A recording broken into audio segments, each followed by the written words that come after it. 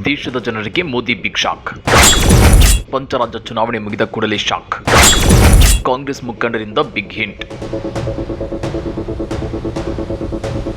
ದೇಶದ ಜನರಿಗೆ ಪ್ರಧಾನಿ ಮೋದಿ ಸರ್ಕಾರ ಸದ್ಯದಲ್ಲಿ ಬಿಗ್ ಶಾಕ್ ಕೊಡೋಕೆ ಸಜ್ಜಾಗಿದೆಯಾ?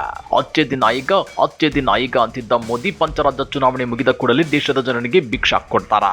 ಆ ಬಿಗ್ ಶಾಕ್ ಬಗ್ಗೆ ಕಾಂಗ್ರೆಸ್ ಮುಖಂಡ ಕೊಟ್ಟ ಸುಳಿವೇನು ಗೊತ್ತಾ? ಆ ಕುರಿತ ಇನ್ಸೈಡ್ ಮಾಹಿತಿಯನ್ನ ಬಿಚ್ಚಿಡ್ತೇವೆ. ಆದ್ರೆ ಅದಕ್ಕಿಂತ ಮೊದಲು ಹಲೋ ಕನ್ನಡ ಯೂಟ್ಯೂಬ್ ಚಾನೆಲ್ ಅನ್ನ ಸಬ್ಸ್ಕ್ರೈಬ್ ಮಾಡ್ಕೊಳ್ಳಿ. ಹಾಗೇನೆ ಪಕ್ಕದಲ್ಲಿರೋ ಬೆಲ್ ಬಟನ್ ಅನ್ನು ಪ್ರೆಸ್ ಮಾಡಿ. ಪ್ರಧಾನಿ ಮೋದಿ 12 ವರ್ಷಗಳ ಹಿಂದೆ ಕೊಟ್ಟಿದ್ದ ಅದೆಷ್ಟೋ ಭರವಸೆಗಳು ಇನ್ನೂ ಭರವಸೆಗಳಾಗಿ ಉಳಿದಿವೆ.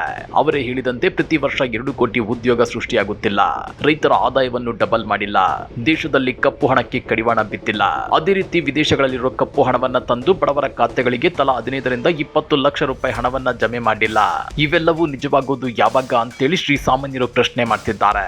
ಆದ್ರೀಗ ಮೋದಿ ಪದೇ ಪದೇ ಹೇಳ್ತಾ ಇದ್ದ ಅಚ್ಚೇ ದಿನವೂ ಗಗನ ಕುಸುಮವಾಗಿ ಹೋಗ್ತಿದೆ. 2014ರಲ್ಲಿ ಯುಪಿಎ ಸರ್ಕಾರದ ಬೆಲೆ ಏರಿಕೆ ವಿರುದ್ಧ ಅಬ್ಬರಿಸಿದ್ರು ಮೋದಿ ಸರ್ಕಾರ ಅಧಿಕಾರಕ್ಕೆ ಬಂದ್ರೆ ಅಗತ್ಯ ವಸ್ತುಗಳ ಬೆಲೆಗಳನ್ನ ಇಳಿಸ್ತಾರೆ, ದೇಶಕ್ಕೆ ಅಚ್ಚೇ ದಿನ ಬಂದೇ ಬರುತ್ತೆ ಅಂತೇಳಿ ಅದೆಷ್ಟೋ ಜನ ಕನಸು ಕಂಡಿದ್ರು. ಆದ್ರೆ 12 ವರ್ಷ ಕಳೆದ್ರೂ ಆ ಕನಸು ನನಸಾಗ್ತಿಲ್ಲ, ಮುಂದೆ ನನಸಾಗುತ್ತೆ ಅನ್ನೋ ಭರವಸೆ ಕೂಡ ಉಳಿದಿಲ್ಲ. ಯಾಕಂದ್ರೆ ಪಂಚರಾಜ್ಯ ಚುನಾವಣೆ ಮುಗಿದ ಕೂಡಲೇ ಕೇಂದ್ರ ಸರ್ಕಾರ ಮತ್ತೆ ಪೆಟ್ರೋಲ್ ಡೀಸೆಲ್ ಬೆಲೆಗಳನ್ನ ಏರಿಸಲು ಕಾದು ಕೂತಿದೆಯಂತೆ. ಇಂಥ ಒಂದು ಸುಳಿವನ್ನ ಕೊಟ್ಟಿದ್ದು ಬೇರೆ ಯಾರು ಅಲ್ಲ, ಎಐಸಿಸಿ ಪ್ರಧಾನ ಕಾರ್ಯದರ್ಶಿ ರಣದೀಪ್ ಸಿಂಗ್ ಸುರ್ಜೇವಾಲಾ. ಹೌದು ವೀಕ್ಷಕರೇ, ಕೇಂದ್ರದ ಬಿಜೆಪಿ ನೇತೃತ್ವದ ಸರ್ಕಾರ ಪೆಟ್ರೋಲ್ ಮತ್ತು ಡೀಸೆಲ್ ಮೇಲಿನ ಅಬಕಾರಿ ಸುಂಕ ಕಡಿತಗೊಳಿಸುವ ಮೂಲಕ ಜನರನ್ನ ಮೂರ್ಖರನ್ನಾಗಿ ಮಾಡಲು ಪ್ರಯತ್ನಿಸುತ್ತಿದೆ ಅಂತೇಳಿ ಎಐಸಿಸಿ ಪ್ರಧಾನ ಕಾರ್ಯದರ್ಶಿ ರಣದೀಪ್ ಸಿಂಗ್ ಸುರ್ಜೇವಾಲಾ ಹೇಳಿದ್ದಾರೆ.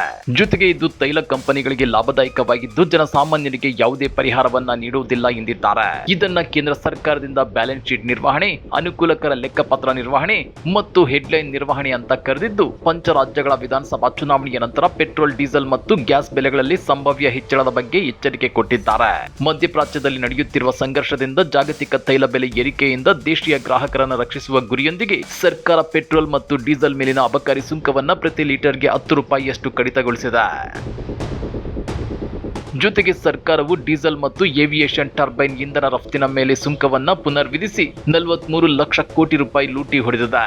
ಇದು ಮೋದಿ ಸರ್ಕಾರ ಮತ್ತು ಬಿಜೆಪಿ ಕಳೆದ 11 ವರ್ಷಗಳಲ್ಲಿ ಭಾರತದ ಜನರ ಮೇಲೆ ತೆರಿಗೆ ವಿಧಿಸಿ ಸಂಗ್ರಹಿಸಿದ ಹಣ ಅಂತೇಳಿ ಸುರ್ಜೇವಾಲಾ ಹೇಳಿದ್ದಾರೆ.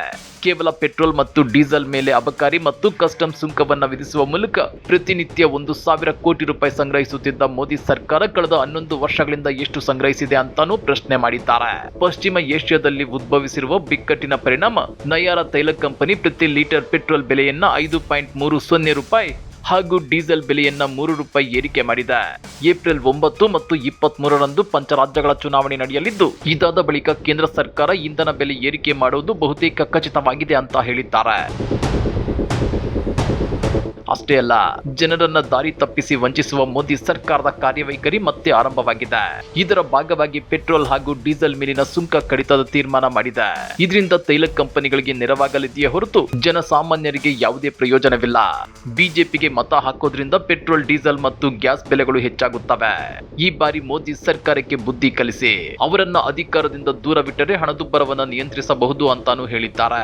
ಚುನಾವಣೆ ನಂತರ ಇಂಧನ ಬೆಲೆಗಳು ಸ್ಥಿರವಾಗಿರುತ್ತವೆ ಅಂತೇಳಿ ಬಿಜೆಪಿ ಮತ್ತು ಪ್ರಧಾನಿ ಭರವಸೆ ನೀಡದಿದ್ರೆ ಕರ್ನಾಟಕ ಉಪಚುನಾವಣೆ ಸೇರಿದಂತೆ ಎಲ್ಲ 5 ರಾಜ್ಯಗಳಿಂದ ತಮ್ಮ ಅಭ್ಯರ್ಥಿಗಳನ್ನ ಹಿಂಪಡೆಯಬೇಕು ಅಂತೇಳಿ ರಣದೀಪ್ ಸಿಂಗ್ ಸುರ್ಜೇವಾಲಾ ಒತ್ತಾಯಿಸಿದ್ದಾರೆ. ಹಾಗಾದ್ರೆ ರಣದೀಪ್ ಸಿಂಗ್ ಸುರ್ಜೇವಾಲಾ ಅವರು ಹೇಳಿದಂತೆ ಪಂಚರಾಜ್ಯ ಚುನಾವಣೆ ಮುಗಿದ ಕೂಡಲೇ ದೇಶದಲ್ಲಿ ಪೆಟ್ರೋಲ್, ಡೀಸೆಲ್ ಬೆಲೆಯಲ್ಲಿ ಹೆಚ್ಚಳವಾಗುತ್ತಾ? ಪಂಚರಾಜ್ಯ ಚುನಾವಣೆ ಮುಗಿಯೋದನ್ನೇ ಮೋದಿ ಸರ್ಕಾರ ಕಾದು ಕೂತಿದ್ಯಾ? ಅಚ್ಚೇ ದಿನ ಆಯೇಗಾ ಅಂತೇಳೋ ಮೋದಿ ಸರ್ಕಾರ ಪದೇ ಪದೇ ಅಗತ್ಯ ವಸ್ತುಗಳ ಬೆಲೆ ಏರಿಸಿ ಬಡವರ ಬದುಕಿನ ಮೇಲೆ ಬರೆ ಹಾಕೋದು ಎಷ್ಟು ಸರಿ? ಕಮೆಂಟ್ ಮಾಡಿ, ವಿಡಿಯೋ ಲೈಕ್ ಮಾಡಿ, ಶೇರ್ ಮಾಡಿ. ಇಂಥ ಮತ್ತಷ್ಟು ರೋಚಕ ರಾಜಕೀಯ ಸುದ್ದಿಗಳನ್ನ ಮಿಸ್ ಮಾಡದೆ ನೋಡ್ಬೇಕು ಅಂದ್ರೆ ಹಲೋ ಕನ್ನಡ ಯೂಟ್ಯೂಬ್ ಚಾನೆಲ್ ಅನ್ನ ಸಬ್ಸ್ಕ್ರೈಬ್ ಮಾಡ್ಕೊಳ್ಳಿ.